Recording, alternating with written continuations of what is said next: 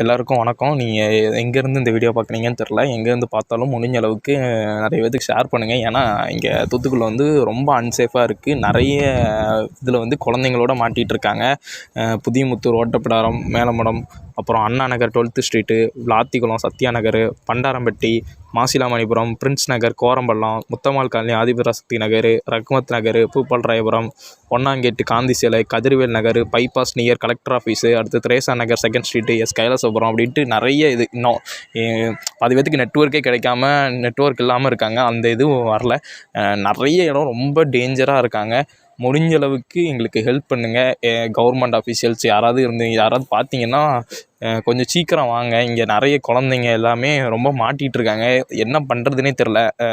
நார்மலாக மில்க்கு எதுவுமே இல்லை, ட்ரிங்கிங் வாட்டர் எதுவுமே இல்லை, எல்லாமே தண்ணிக்குள்ளே போய்ட்டுருக்கு. ஸோ ப்ளீஸ் கொஞ்சம் சீக்கிரம் வாங்க. இங்கே ரொம்ப பிரச்சனையில் இருக்கும். சீக்கிரம் பார்த்துங்க.